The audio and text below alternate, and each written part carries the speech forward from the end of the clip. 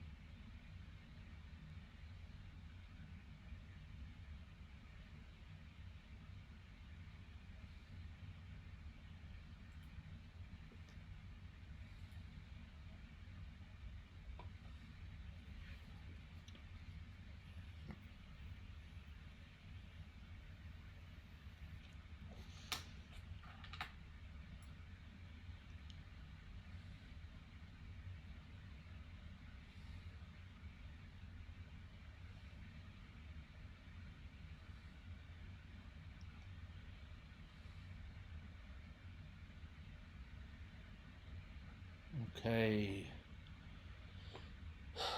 Interesting, interesting. And this game is uh, just about accurate, almost accurate. 88-5 and 76-6. I'm missing a blunder. And the losing side also had two mistakes, but the miss on my side, the winning side, and the blunder and the two mistakes on my opponent's side. Let's go over this game. I'm going to review it pretty much move for move.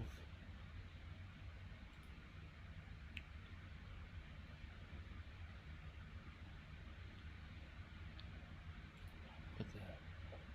No, maybe not over 5. That's fine.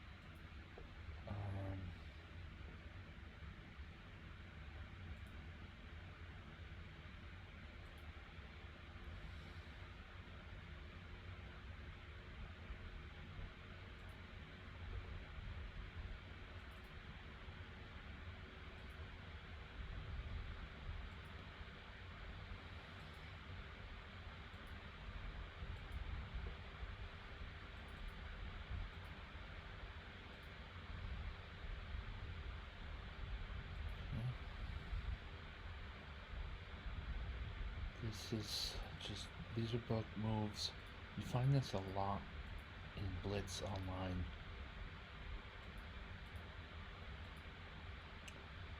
White tries to really control d5 very strongly. This all happens in tournament chess too, but online, Blitz Online, White is fighting early for any sort of measure that would completely destroy Black's control of the center. These games are mostly about the center, and then White will find the right point in time to make a move against Black on the corner. Usually with bishop to b5. There's also sometimes knight to b5, knight to d5, and even queen to a4, along with sometimes the real kicker is, or usually starting off things, I guess for the kickoff then, but pawn to d4. The d pawn moves up, and is also part of this strong whirlwind of an attack against the black king early on the queen side.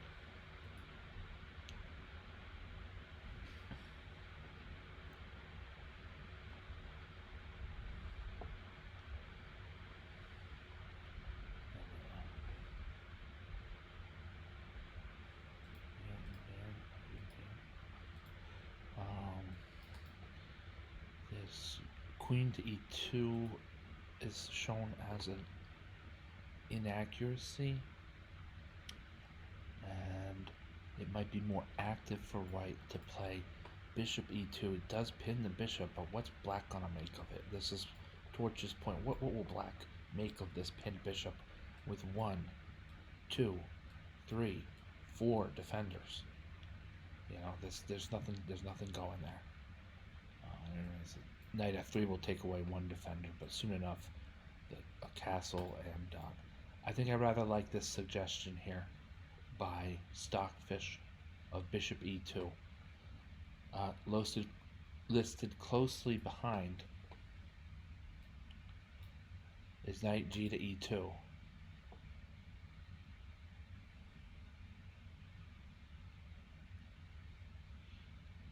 I wouldn't say so.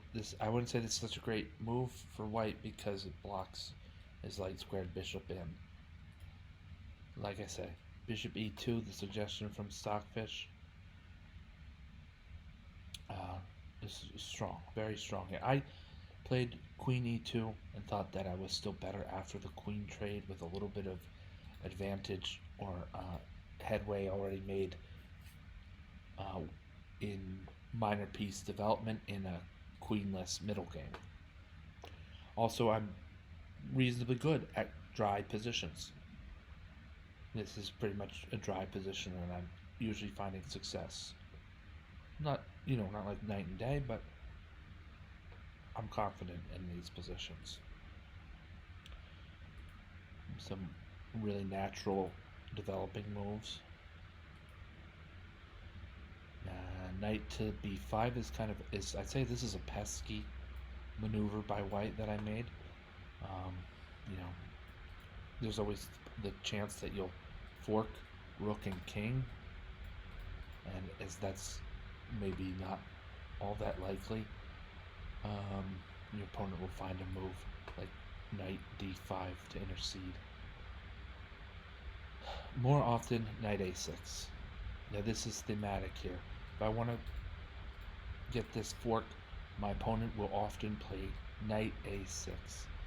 The idea is, as opposed to, let's say my knight were at d5, and then knight a6, well then bishop takes a6, and the threat is renewed. Now take a moment of initiative, take a tempo to capture on a6, and not only is the threat renewed, but now these pieces are forked. The attacking knight on b5 shields his opponent's knight on a6 from the attacking knight's own helping the situation, how that would otherwise help the situation. This is important thematic motif or tactic to be aware of which to be aware. And knight to d5 here instead. I mean, just as a general rule, I'm not moving bishop to c4 here because then these pawns are doubled right in front of the side to which I wished to castle. So I'm not really so keen on bishop c4, and I'm sure Stockfish has a good continuation for us. Here it is. This seems to be a strong hyper-modern presence of white on the side here. Not really hyper-modern. Hyper-modern has a Fian shadow, but just this attack from the side. But I'm happy to castle a6. My opponent plays a6. It's a fine move. Knight to c3. I think it's pretty much one of the only few moves that makes sense here. Oh no, here's a goat. Stockfish points to a number of moves here that are fine for white. Just simple retreats though. Try to get rid of black's active pieces. I even go down the minor exchange here to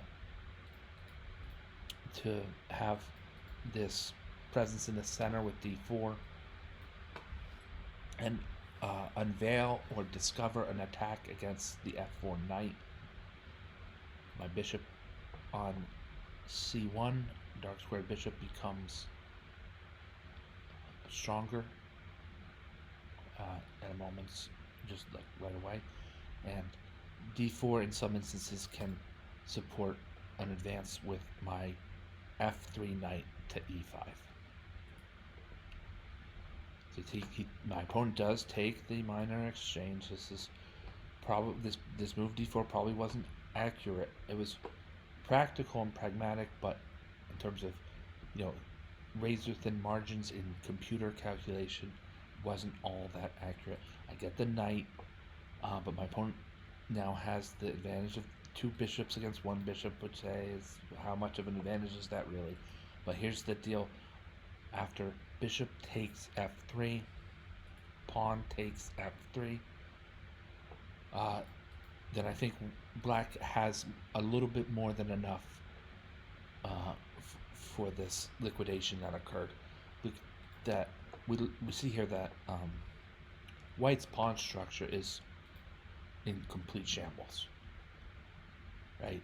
These guys, 1, 2, 3, 4 pawn islands. Two of those 6 pawns are doubled in a really nasty way. So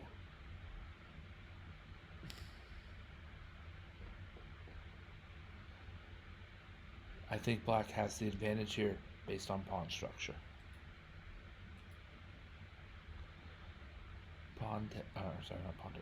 Bishop to f4 is the most straightforward and best developing move here for white's dark squared bishop. Knight on c6, just developing. Rook c1, centralizing. I don't see this as quite such a horrible mistake. Let me be corrected that the reason why includes pretty much a battle for the central file. I read this information by Stockfish here, by Torch. Sorry, Torch, my friends, Torch. I read this information here by Torch. My kingdom for a torch. And all this means to me is that rook should have gone. The rook at a1 should have moved to d1. It's this file that turns out to be more important than this file, where black can pretty much probably just sit his knight right where he is for at least the time being and influence the center to strong effect. But rook a1 to d1 puts pressure on a more difficult and elusive target for black, and that's the advance of white's pawn on the d file.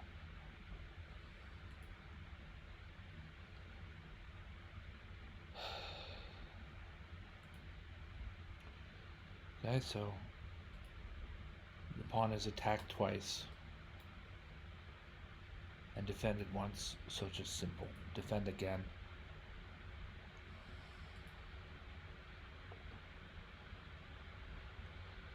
Kingside castles.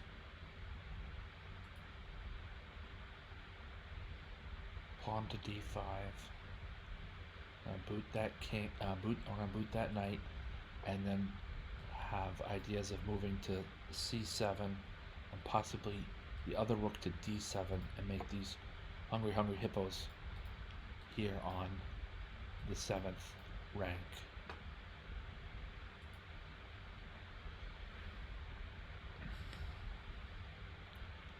Knight to c3. a3 immediately was better. I don't like a3 immediately in blitz. I see that as better, but yeah, I'm not sure. There's a lot of tactics in there. I think that Torch's suggestion shows that this knight is actually lost already. That the move knight to b4 was a move where that knight is already completely covered, so long as we can attack it with a low value piece like the pawn that we can. This is preventing a move, and after a3, after a3, knight to a2, and then white comes into a1, and the knight will be lost. Let's see that played out, huh?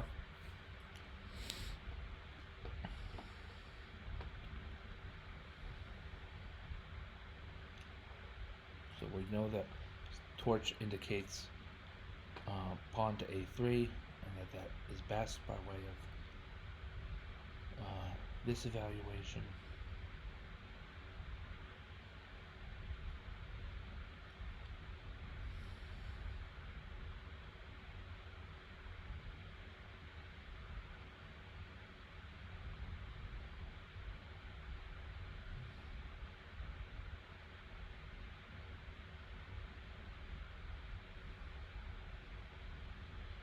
To just take the two pieces, I guess.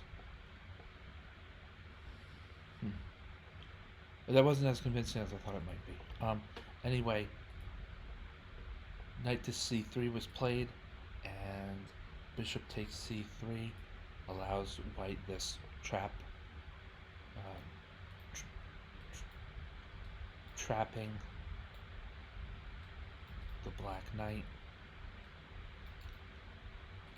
And upon knight takes a2, and as was seen in the game, then the winning move, rook to c2. And now white has a material advantage. White has a material advantage here. It's just 1 point of material advantage, and Torch and I agree on this, that uh, here that white is ahead by as much as 2.4. I'm okay with that. I can agree with that. Look, the pawn on d5 is not a passed pawn, but he's close to a passed pawn, and the pawn that's preventing him from being a passed pawn is right now a loose pawn. The This non-passed pawn is also in a position where he can either capture or en passant capture this black e pawn, or just push most often, no matter how uh, the e pawn wishes to surge forward, or should black choose to keep the e7 pawn right where it is. That's probably the smartest and best move, but could also require some defending, protecting, right? To keep this pawn even on the board. So white's d5 pawn is strong. It's black's turn to move, so that's for whatever that's worth, but also that white will have access another point of positional advantage here for white is rook to c7, which starts this action on the 7th rank. White's attacking 2 pawns at once, controlling still this main open file on the c file, and there are even a couple ways where where white's second rook can get into the act, perhaps with rook to c1 and doubling vertically, or by playing rook to e1 and threatening to play threatening to create doubled rooks on the 7th rank. And were there any pawns that weren't able to be captured and brought off of the game, off of the chessboard? Now they might be. So I really like white overall here positionally. There are occasional shots that white can take. For instance, bishop to h6, hitting at these weakened dark squares around black's king, and attacking the f8 rook all the while. While white's kingside pawn structure is pretty bad, there's the upside that white's king is not going to be back rank checkmated. So white's king on g1 is quite safe. And then, after all that's said and done, we're pretty glad to have a bishop for 2 pawns here. You have the long range piece in an end game that's worth 3 against my opponent having 2 pawns worth of compensation.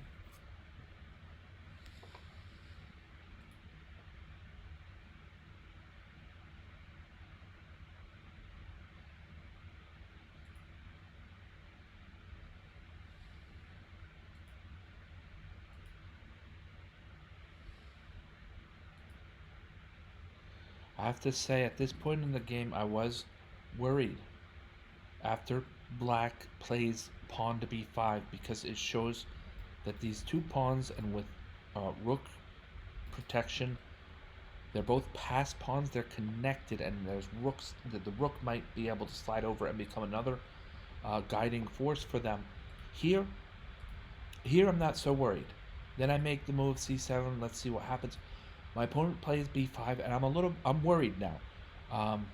Not only is this a possibility, but the move pawn to b5 clearly demonstrates that my opponent knows that this is the way forward for black. So I was a little bit scared here. I capture on e7. Glad to take the material advantage and then start to orchestrate a better defense against the promotion threats on the A file and on the B file. Okay. Um, I played pawn to d6. This is marked as a good move. It's not. No way. My friends here, I played this. This is not a good move for white. I should have played bishop takes b8. And get this kind of trade, and then there's no question. After the trade's on f8, white can even break up the passed nature of these two pawns as well as the two nature of these two pawns, leaving just one here on b4 to be completely ganged up on and brought away from the board. White's going to win this game with bishop takes or captures b8. Pawn to d6, in my mind, kind of puts things in jeopardy, but I sort of steeled my nerves and allowed myself a moment to think, and I thought, what are we going to do here, Drew? We got enough time. We still have a material advantage. So I thought this unveiled attack, this discovered attack against the rook on b8 might be too much to handle.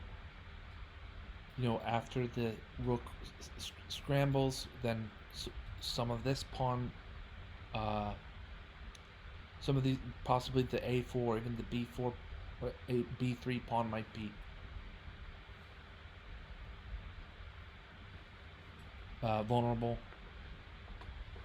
So I liked d7 as a follow-up move. I don't know about here, rook to b1. I think that I might have done better to just sit there and see what black plays after d6 immediately after the blunder I played of or d6, and then instead of rook to b1, play d6 here. Let's take a look at that.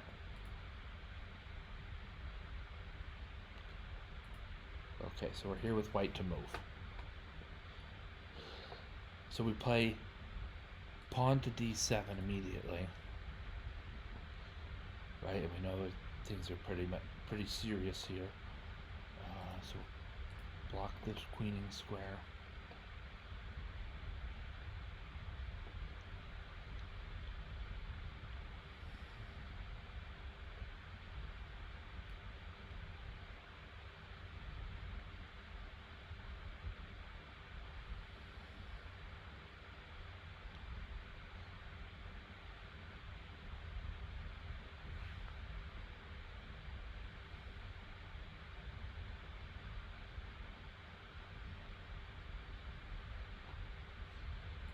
Just enough if we play.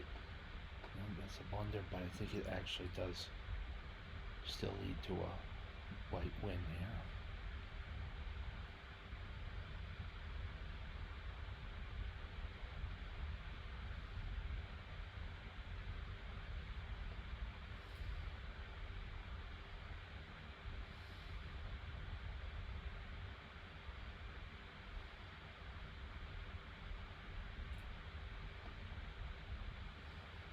It's complicated. All right, now let's go back.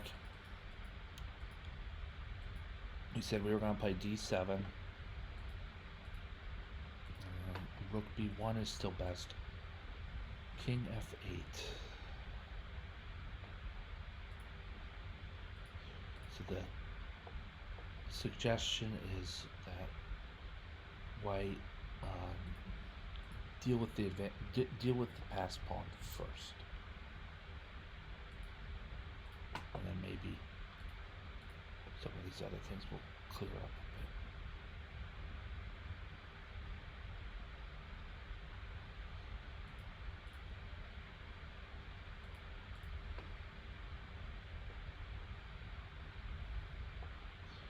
So a reasonably complicated endgame ensues.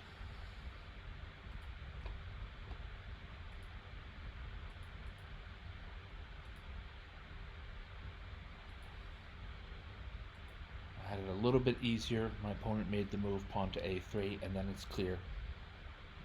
Eliminate the rook then trade the other rook while queening. I said it was clear. Get rid of one pawn, and we have so much luxury now in material. We can even make the capturing of the other pawn as it promotes with our queen. We can make it with the rook too.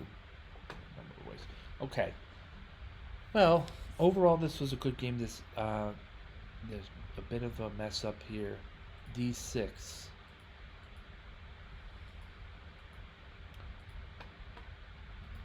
So I have to think about. It's just a move. It moves. My opponent moves his rook into an obviously protected square. How obvious? Obvious enough that I missed it. But yeah, no. So my opponent and I both played well. I'm glad to have secured the win here, and I think we're gonna come to a close here, my friends, my folks, my fiefdom, my gravitrons, pupils and students and all those. So, thank you so much for watching. I'm More Gravity. Have a great night.